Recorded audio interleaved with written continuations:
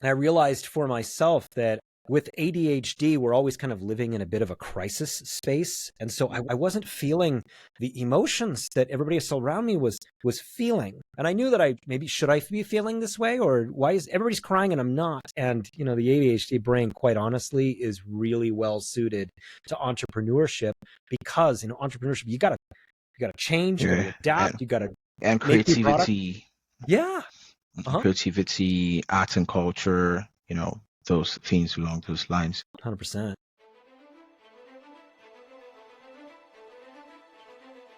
Welcome to the King Dems Podcast, where we share the stories of extraordinary people and dissect hot, relevant topics that shape our world. From visionary leaders to trailblazing creatives, we uncover the mindset, strategy, and grit behind greatness. Whether it's business, culture, or personal growth, we ask the real questions. This isn't just conversation, it's transformation. The King Dems Podcast. Your next breakthrough starts here. Music licensing reimagined. Ladies and gentlemen, we are live. And of course, you once again welcome to the King Dems Podcast. And today I have with me, fighting out of California, Jeremy Van Wert. How are you, Jeremy? I'm so excited to be here. Thanks so much for having me.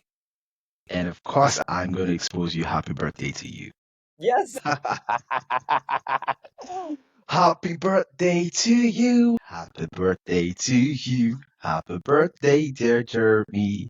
Happy birthday to you.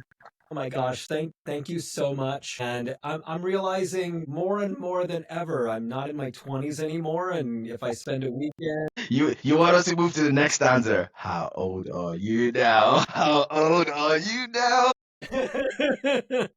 You're an old man today. You're an old man today. I'm approaching a half century here, which is really, it's Oh, not for anybody, So how time flies. yeah, for sure. Mm, It really is. Older people will tell you that when you were younger, and then mm, it happens to you, and you go, gosh, yeah, 20 years really isn't that long of a time. exactly. Like how time flies. I always say something that an attitude of gratitude is a good attitude, and that when a person shares their time with you, they're sharing their life with you. Of course, the SI unit for measuring life is time. And yeah, from me to you today is a very big thank you, and of course, a super big thank you because it's not just sharing time, but sharing your birthday with us on the show today. Well, when you think about it, for me, my birthday was 2 weeks ago.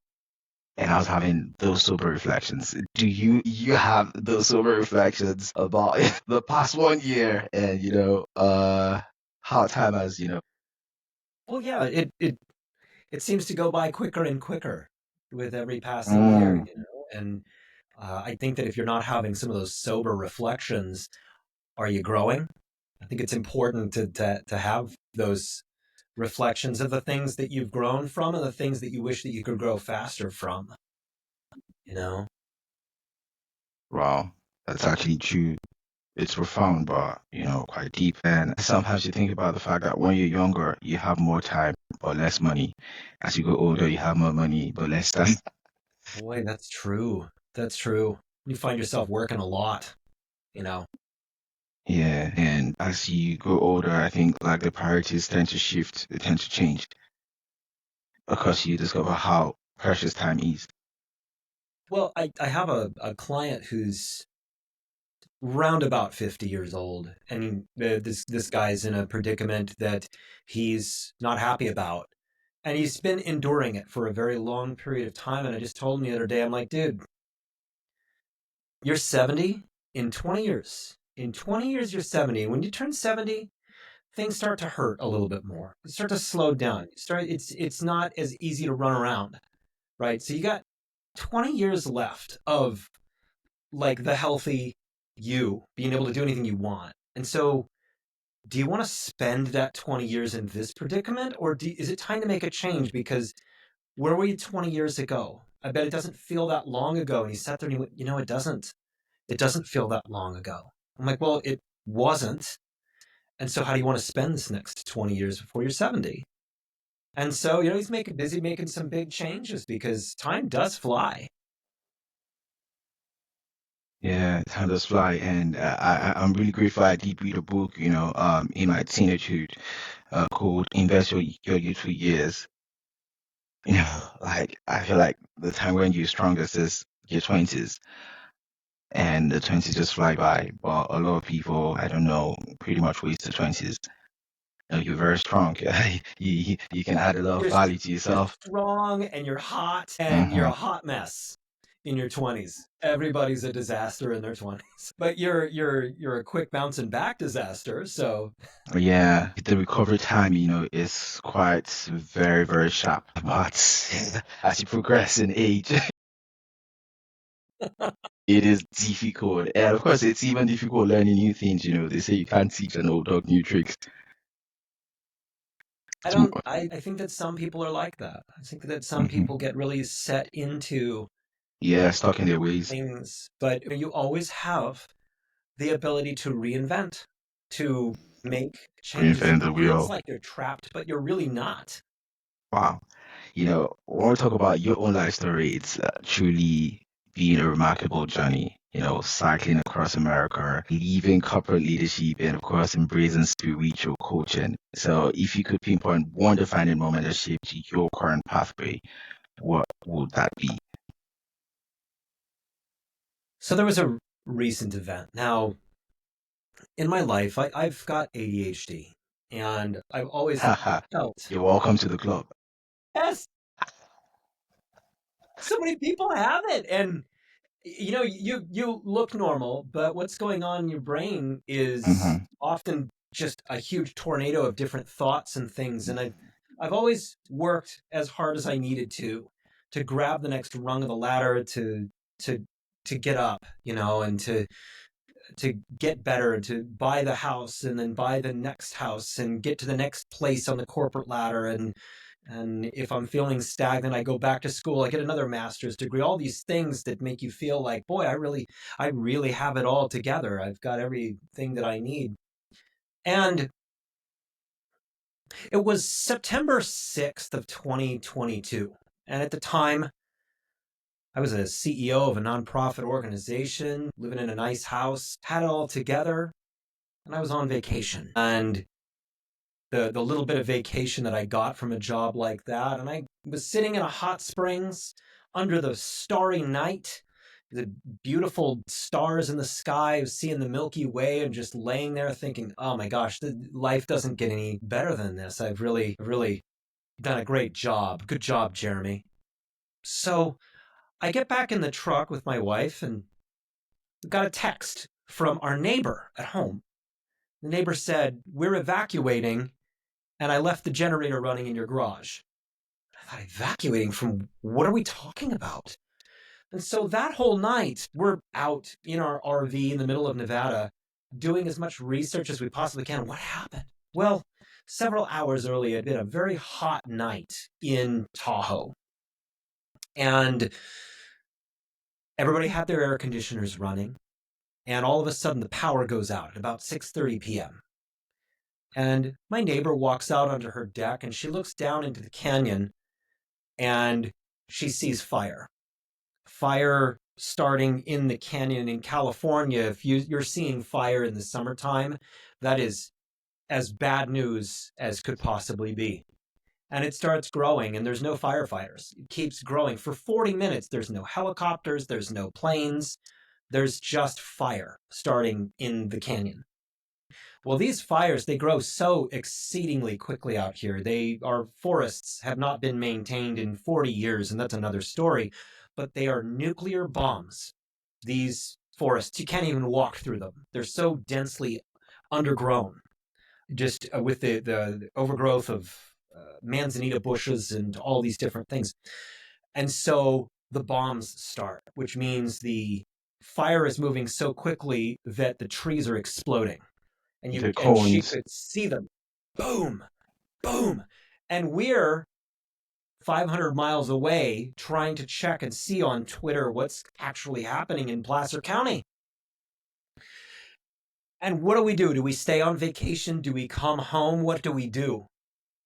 And so without having any information at all, and at home at the very same time, our neighbors are literally running for their lives, getting their animals, their dogs, trying to get their cats and other animals. They were, when you have a horse, you write on the horse with a grease marker and then you let them go because they'll run from the fire. And eventually somebody will call you and say, I've got your horse. So all this is happening. And we start driving home the next day, and we can see this gigantic smoke plume as we're coming through Nevada, and we can see it over the Sierras. And we just go, that's our home. That's our home. And when we got back within an hour of our home, we pulled into friends' homes. They had a goat pasture that we pulled our RV into, and we lived in a goat pasture for 6 weeks because we couldn't go home. Now, for the first several days, there was no indication of whether or not we had a home. We didn't know if it was destroyed, and we were starting to see pictures on the TV of our neighbors' homes where their homes used to exist. And the only way that we can recognize the homes is that their burned out cars are in front. And I went, that's Michael's Toyota. That's Shanda's RAV, these different cars. And we're just going, if that's what happened in our hometown, then it's all over. We don't have a home. And so it was roughly 7 days later that at a community meeting, I made friends with a local firefighter who said, well, if there is a home at your address, I'll send you a picture tomorrow. And so on pins and needles, we just kind of waited through the day, and I worked in my friend's kitchen with my laptop, and we got a picture at 2:33 in the afternoon of our home still standing, and everything around it black. All the trees are burned. A black ring around our home that was 25 feet around our home. Everything destroyed. Looked like Hiroshima in 1945. Just a terrible, terrible thing. And we knew that we had a home, but we knew that it would never be the same. And so when something like this happens in your life, you realize how quickly you can lose everything. And we tend to live our lives with this fear that we're really going to screw everything up in the next moment. And if we don't make the right choices, everything is lost. And the thing is that we can make all the right choices and everything can still change. And so we were allowed to enter the area 4 weeks later. And of course, these are the things that aren't reported on the news, is that you walk into your home and there hasn't been electricity in your home for 5 weeks. And think about what the meat in your freezers have done in 5 weeks. Just gelatinous blood and mucus all over the floor from the freezer. The smell of that, the drapes with the smoke in them, and an entire yard that has had bulldozers and trucks mowing over everything. Your garden is gone. All the trees around you that used to provide shade, they're all dangerously standing there with brittle branches and so forth. And so, everybody deals with their trauma in their own way. There were a lot of tears. There was a lot of crying, a lot of anger. And I realized for myself that with ADHD, we're always kind of living in a bit of a crisis space. And so I wasn't feeling the emotions that everybody else around me was feeling. And I knew that should I be feeling this way? Or why is everybody's crying and I'm not? But I realized that for me, the trauma was not being able to focus, like even worse than normal. And I was starting to have difficulties remembering things at work and remembering where I needed to be in critical things and so forth. And so what happened in the following year was a complete change of my entire life. I started to have to actually think. I really worked myself up into 80-hour work weeks to keep up with a lifestyle that I thought was pretty cool. But again, just like I said, everything can be taken from you in a moment. And so blink of an eye. The blink of an eye, everything. And anybody who's been through a terrible tragedy can relate to that sort of thing. And if you can't, well, unfortunately, all of us go through some version of great loss in our lives. And so I had to ask myself what kind of life I really wanted to have. I'm looking out my windows now at a forest that is gone. Everything is blackened. And there's a lot of work to do, taking out the trees and all these sorts of things. What is it that I wanted to do in my own life to completely reinvent who I am and pursue the things that I wanted to do?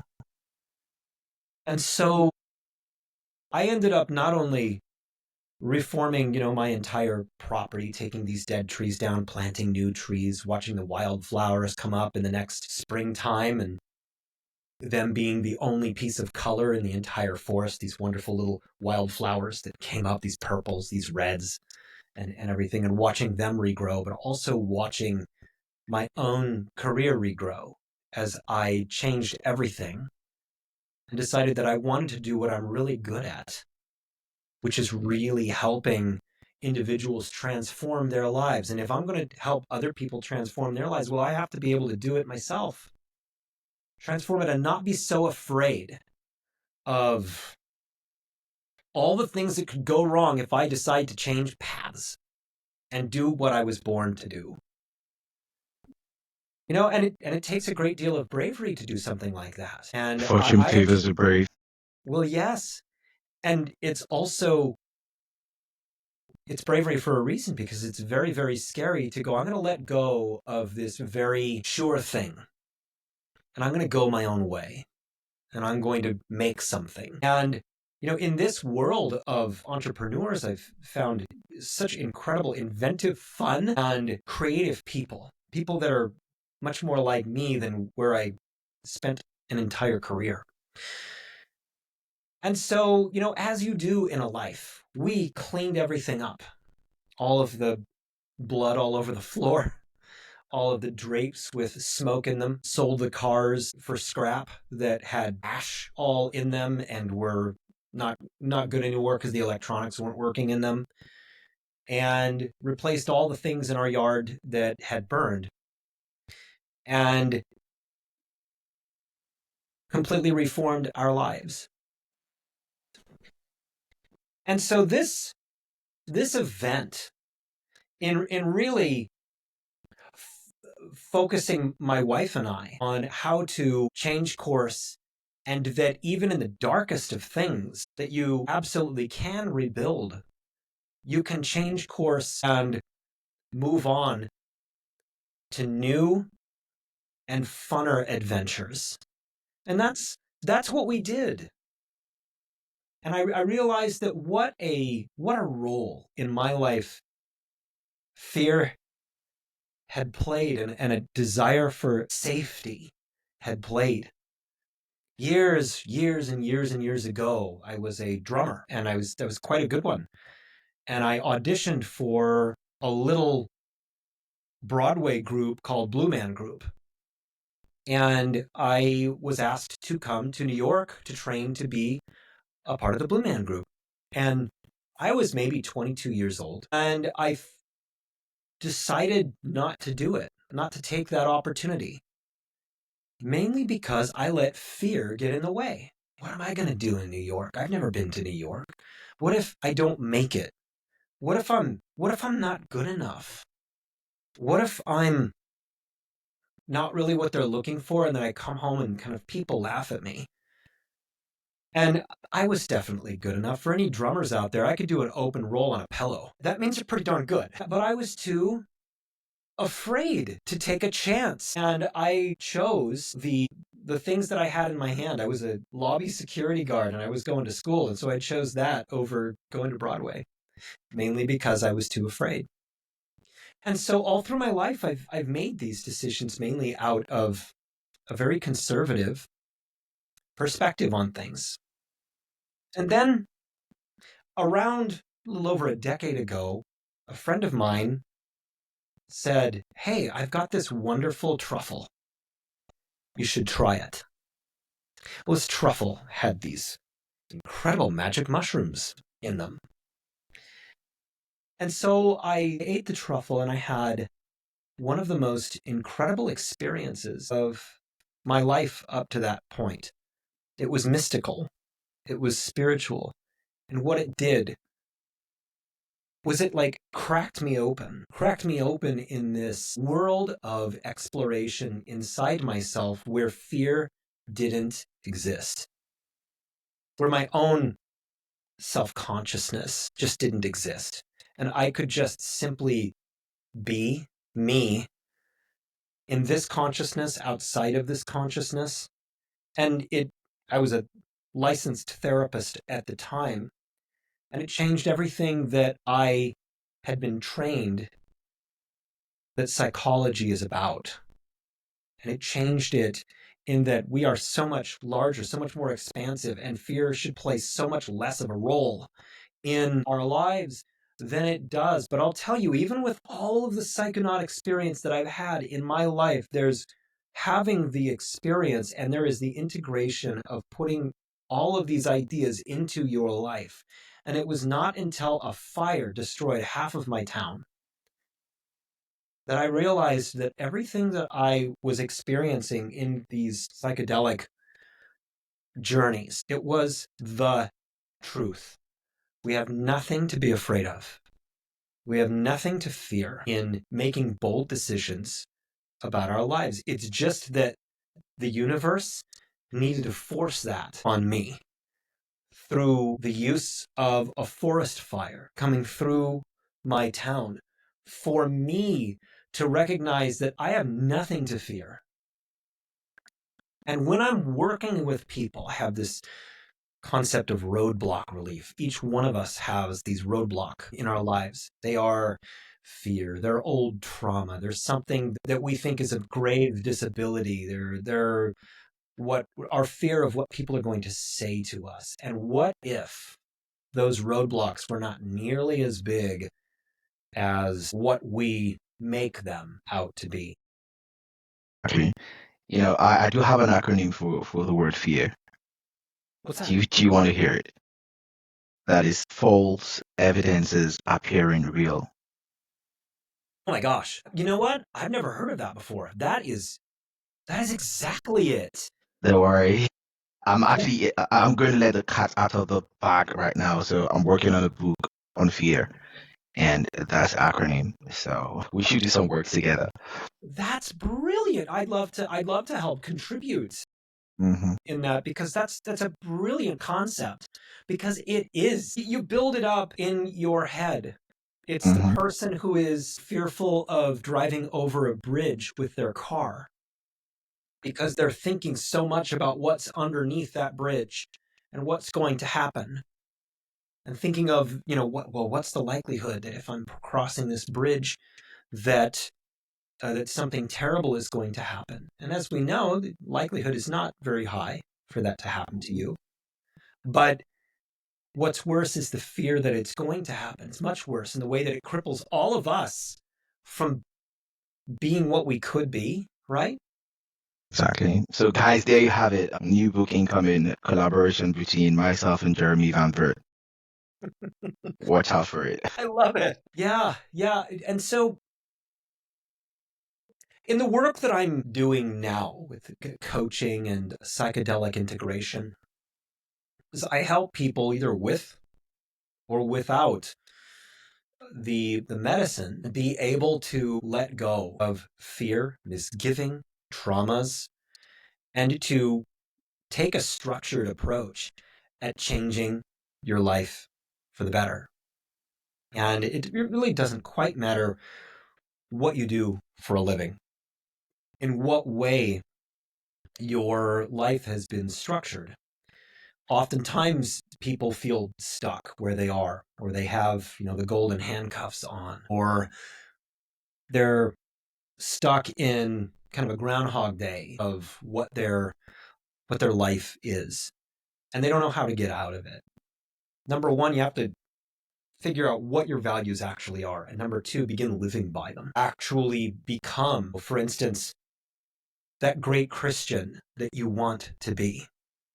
That great adventurer that you've always wanted to be, and You're always shopping at the sporting goods stores and buying the stuff, but you never quite go out and do the adventure. But actually making that change so that you in your life are experiencing what you were born to be instead of doing what so many of us fall into is working, working, working, and enjoying the 2 weeks a year that you get off. Activity doesn't necessarily generate productivity. Right. People tend to confuse those. But I'm quite interested because of your ADHD association. A lot of people take it as a limiting factor, but persons like myself have been able to take it and use that as fuel to achieve a lot of things in life. For a person living with ADHD, a lot of ideas keep spinning through your head. You are not regular. You are not the regular human being. A lot of people living with ADHD are super, super intelligent. I did my IQ test at a young age and I had 130 something. So that is gifted. And that is the top 2 percentile of the global population. So for me, I always had confidence from my childhood. Like, you cannot tell me who I'm not. I'm not stupid. I process things different from you, but trust me, I'm in the top 2% of the world's smartest people. So you have zero rights to talk, to talk shit to me. But, not many people living with ADHD actually have that opportunity to, undergo assessments earlier in life that will give them that level of confidence. How's your journey like?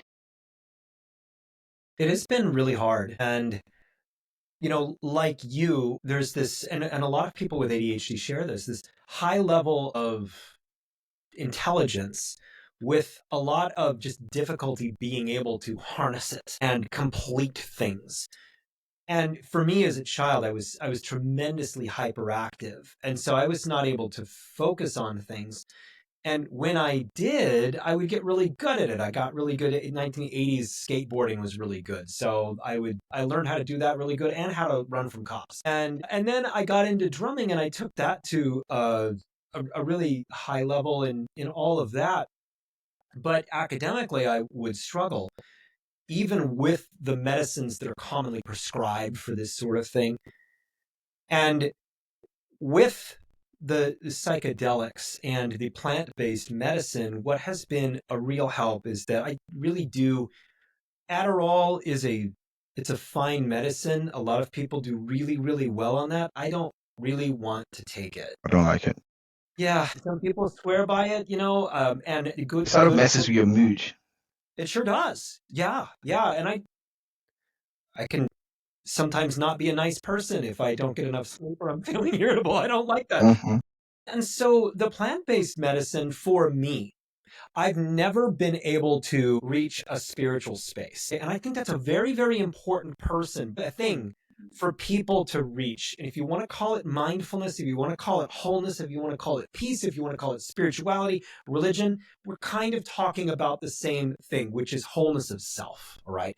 Have you ever tried ayahuasca? Yes. Talk to me about it.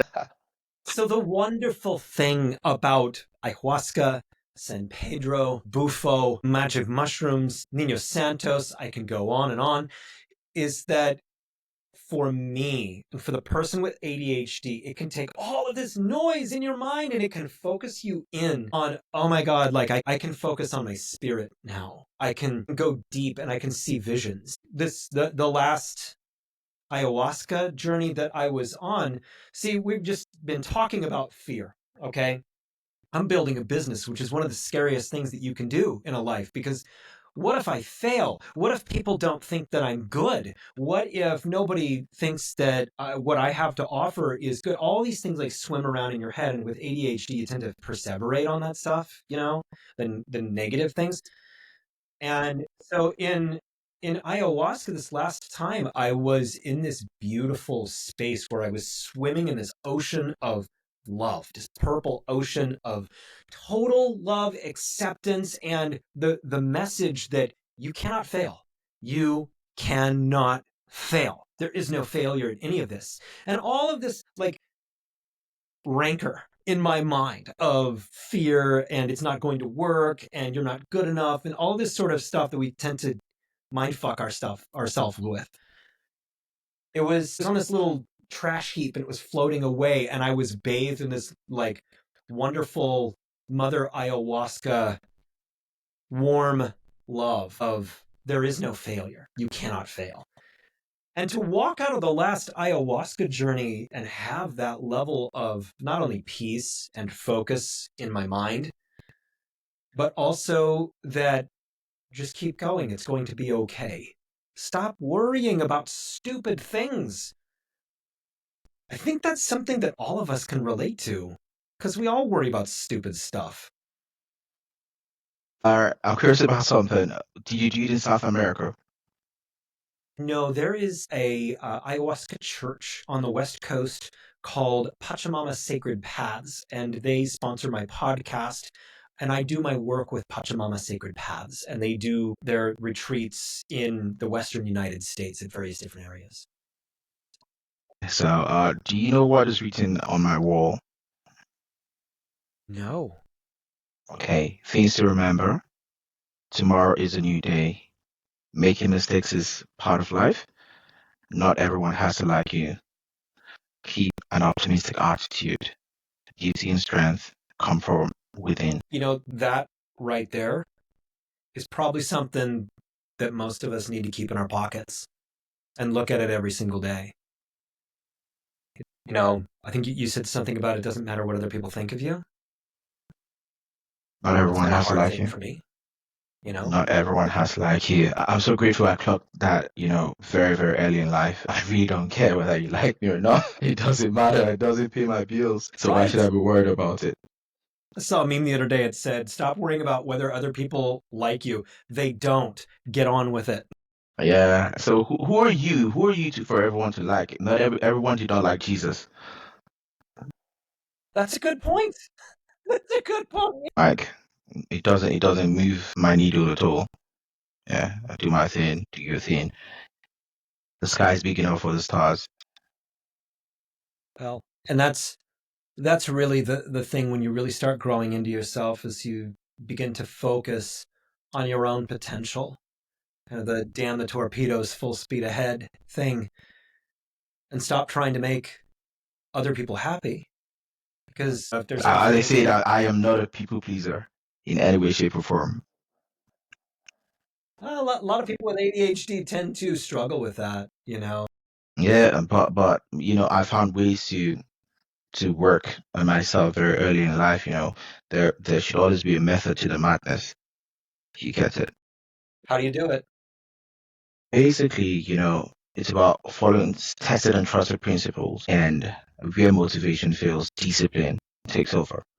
ADHD, people living with ADHD, we don't process things like other normal people do. But you know what? Repetition is what brings mastery. So I will work twice as hard as you that is a normal person, and I'll beat you at your game. I'm a night owl. So I do a lot of work at night. So when I was in university, for example, people used to see me play around during the day. I used to be an MC events, go to parties, but at night I was always reading. And then, the results are out and they see me topping in charts on the grades, and they're like, "What the hell? Who's this guy?" Like I've always learned to stay ahead of the curve, by putting in that work. Yeah, because when you put in work, you see results. And the truth is, you don't need validation from anybody. Of course, the more successful you are, the more people are forced to associate with you. Yeah, I've had positions in my life where I've been relatively high up, and it's amazing how many people flock to you like groupies. Mm-hmm. Exactly. And then the moment that you're not in that position anymore, they don't care a lick about you, not a bit. Exactly. And the cool thing about what you figured out in your life, which is something that a lot of people with ADHD tend to struggle with, is that you structured your approach to how you finished things and you stuck with it. And if you can do that, ADHD becomes something that can help feed your success, because we have a lot of energy, we have a lot of creativity, we really can, like you said, look at things, in a different way. That's all great stuff, but oftentimes procrastination and overwhelm and frustration can make people burn really brightly for a short period of time and then burn out and move on to the next thing and start the next task and not finish the one before it. And that's a pretty common thing for a lot of people who are struggling with a lack of attention and focus and so forth. And so, the ADHD person who has structure, who has accountability, is the ADHD person that can really, really thrive. Exactly. Structure is the methodology. Strategy is important. And something with ADHD people is they don't like to keep routines, right? If you don't like to keep routines, you can always, work with different strategic models. You could work with time pockets, moving around different tasks, around different schedules. And of course, project management is very, very important, scheduling your time, sticking to a calendar. And of course, moving tasks around, not sticking to one thing for too long, but that helps you to be able to achieve, a lot in a very short period of time. And it keeps things interesting. And, when you build it together, you piece it together from a project management perspective.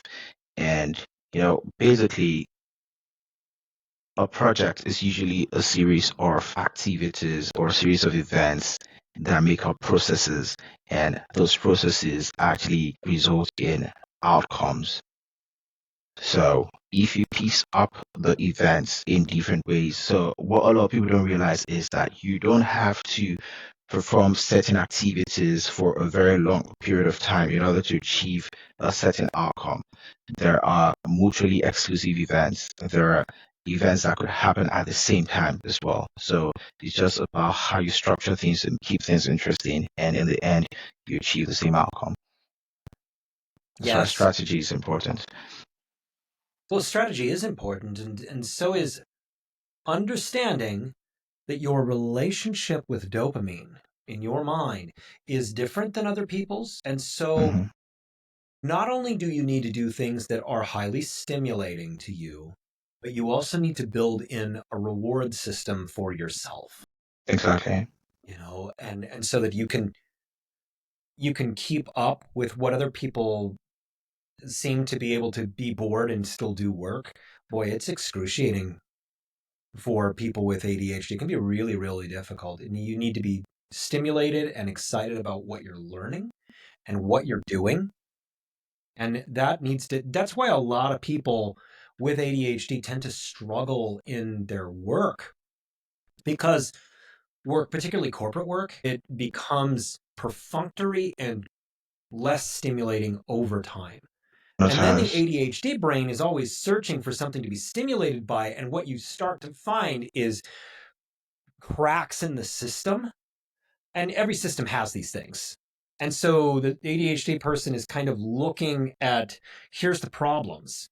And then they gather all these problems together because those are more interesting. And then they start maybe becoming less of a positive employee, and they need to really move on, because the person with ADHD often tends to have like several jobs over a career, not only because that's how the corporate thing is structured right now, but also because people with ADHD tend to burn really bright and then kind of burn out on a certain thing and they need to move on. And it's really, really important that the ADHD person actually does move on sooner than later, doesn't wear things out where they are, and stays stimulated with work. And, the ADHD brain, quite honestly, is really well suited to entrepreneurship, because in entrepreneurship, you gotta change, you gotta adapt, and creativity. Yeah. Creativity, art and culture, those things along those lines. 100%. Yeah. And so, back to a connection with the spirit. This is something that I think can be really Number one, difficult for the ADHD person. Number two, really critical. Because if the one thing that we struggle with is the ability to truly feel peace. I know that I've struggled with it.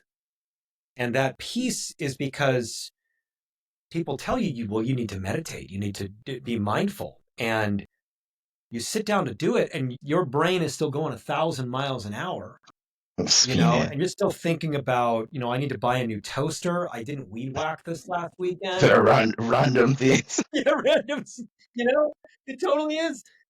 And so number one, for mindfulness, it's important for the person with ADHD, start with a 3-minute guided meditation, then go to 5 minutes after a week. Okay. Do it once a day. Start your day with it because you're more focused in the morning. Yeah, build up gradually. Yeah. But you need to be able to focus on a voice. Okay. You're not going to be a Tibetan monk. You can't just like sit for 20 days and meditate in quiet. Our brains don't work that way. You need to be able to follow a voice and do what it says. Okay. The reason that I've seen, and there are studies that indicate this sort of thing, even though there need to be many, many more, that the use of psychedelics, and I'm talking about the use of psychedelics in a safe setting that is with somebody who can guide you, where you're not going to freak out and you're going to be in a safe space, somebody who is experienced, right? A responsible use. Yes, absolutely. I'm quite curious about responsible use and its impact on mental health. So please incorporate that into, your life.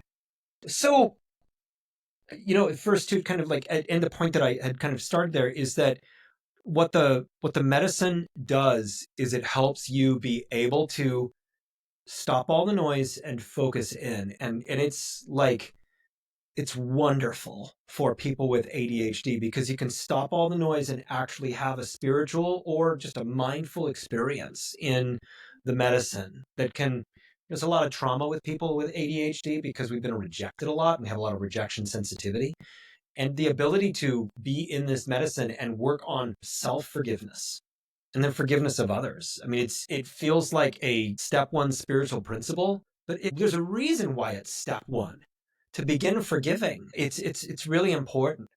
Now, your question about set and setting and psychedelics, and of course, the history of this medicine in our society is an incredibly interesting one and a revealing one about the system in which we live under. And I'm including Western civilization, lives under a system that has de-emphasized what this medicine can do for people. And when I say that, when you're waging wars and you have an entire generation of young people going, I'm not going to go and fight your stupid war. None of us even know what this is about. We're going to throw our draft cards away. We're not going to show up for your stupid war. Well, that's a problem for a system that has a populace that is not being compliant with what the system wants it to do. So this and a number of other reasons was a reason why psychedelics became deeply maligned in the United States. And I think it was like 1970, 71, when all research on LSD was stopped. Except, of course, the research that the government wanted to do clandestine in order to continue working on spycraft and so forth through MK Ultra. But this was a medicine that was labeled party drugs and melting the minds of young people. Of course, it's been used, psychedelics, plant-based, for tens of thousands of years in indigenous societies to help people integrate more of themselves with the spirit of themselves and the spirit of the great beyond. And so people still use this medicine, obviously, in a recreational way, which, is perfectly fine if you really do need to be experienced in some way to do that, because it can be a really ugly experience if you're not, you're like, what's going on in my mind? Oh my God, I don't feel safe. But when you're talking about mental health and this medicine and what it can do, the set and setting is absolutely critical, because the person who is guiding you is somebody who would have worked with you previous to the event? What are your goals?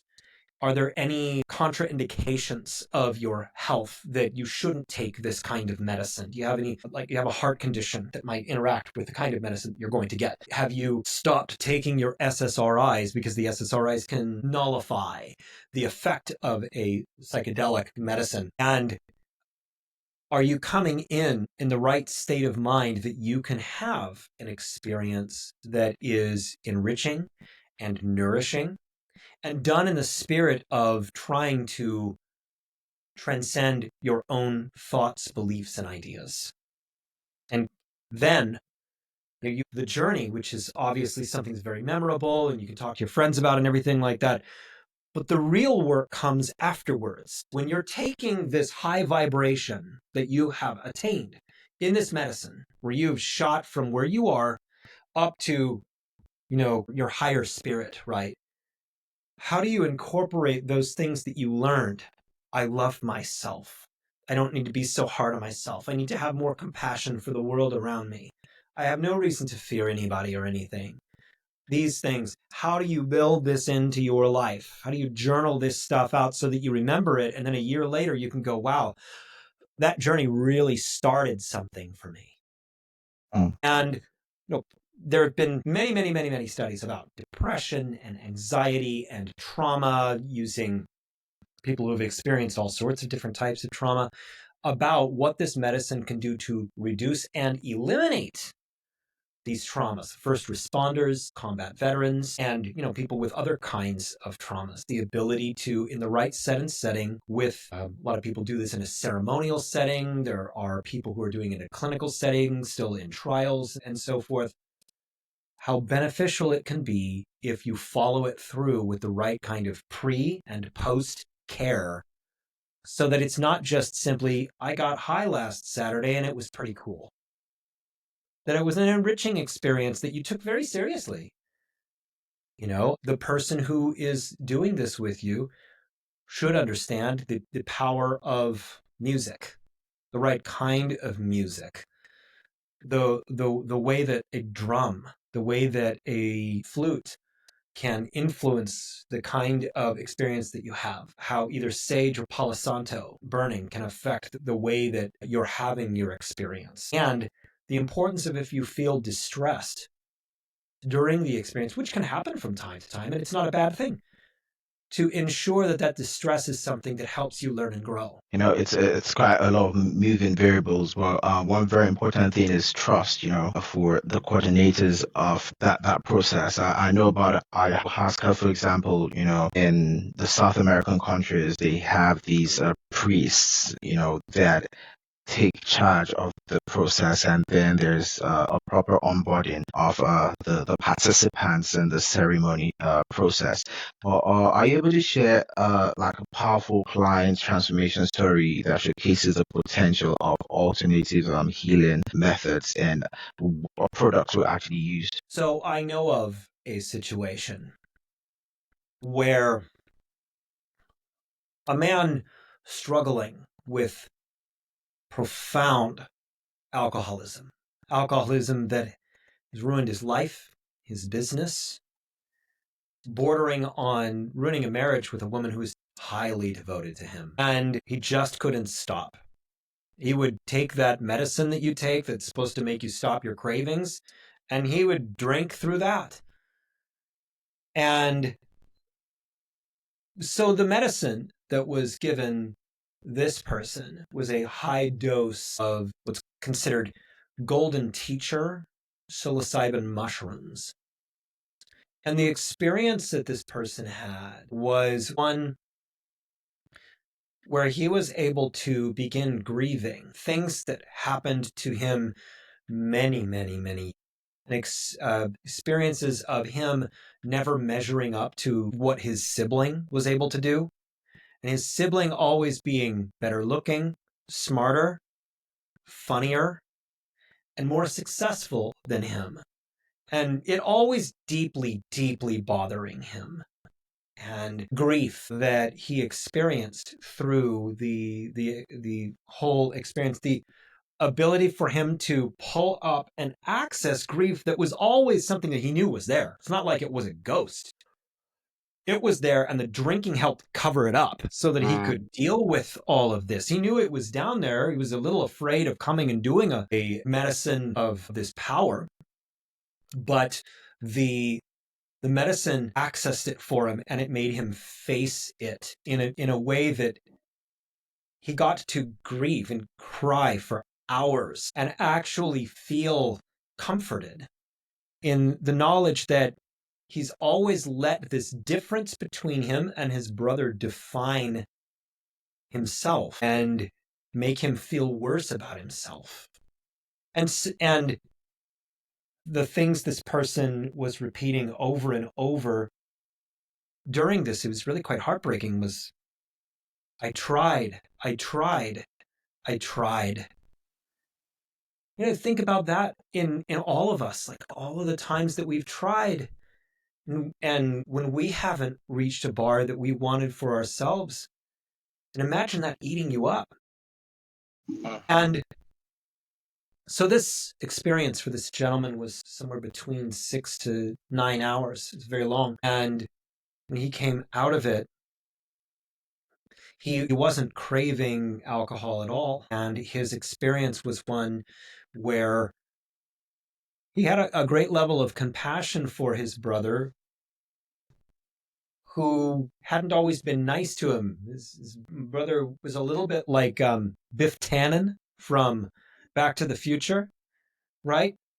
A little bit of like that kind of character. But of course, a Biff Tannen, he's Biff Tannen because something awful is going on at home that makes him feel terrible about himself, so he can go around and slap around a George McFly because George is harmless. And that's what Biff Tannens do. And so him being able to recognize that his brother, Biff Tannen, is only doing that because of how bad he feels about himself, and having some compassion for that,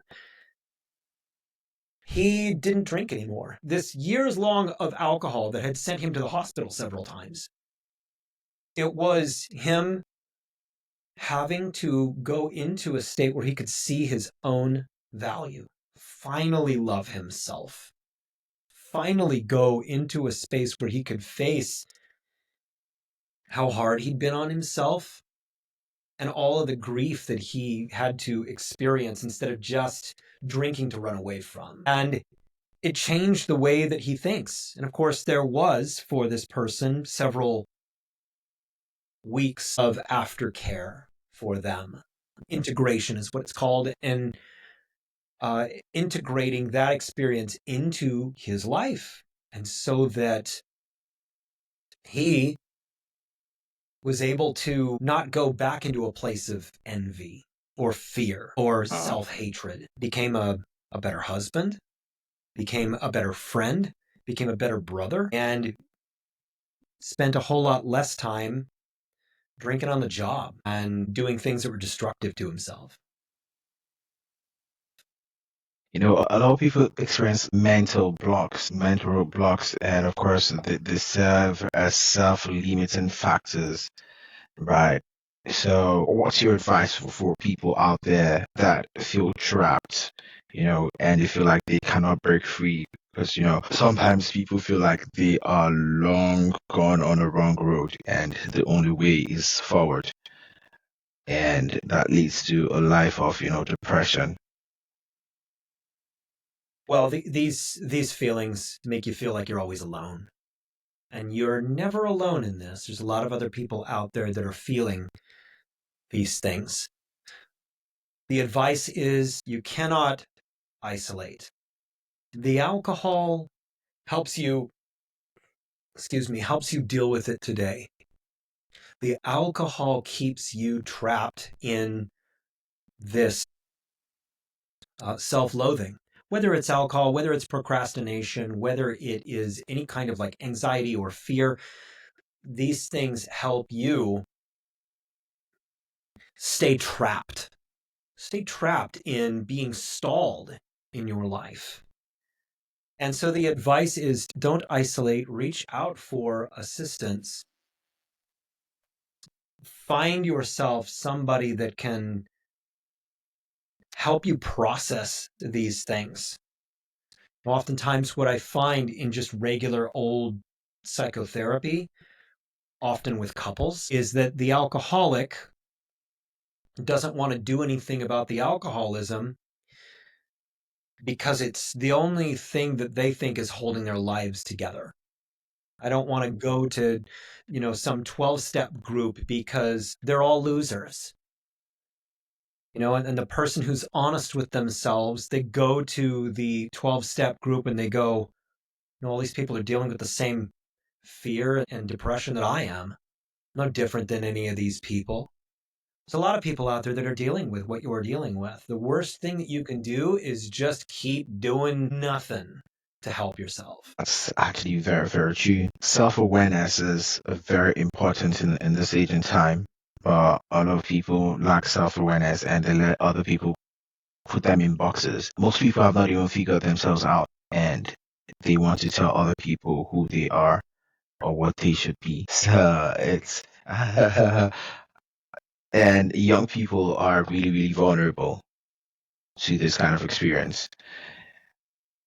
So what's your advice with the average young person about that self-awareness that they need to discover themselves, to discover their talents, their gifts, and form a pathway for themselves? Something that is no different now than it's really ever been is that there is a push for people to join something, join a group, join an idea that can be something that makes a young person stop developing themselves and their own who they really are, because now they are what they are in association to an idea. But ideas are not you. I'm sorry?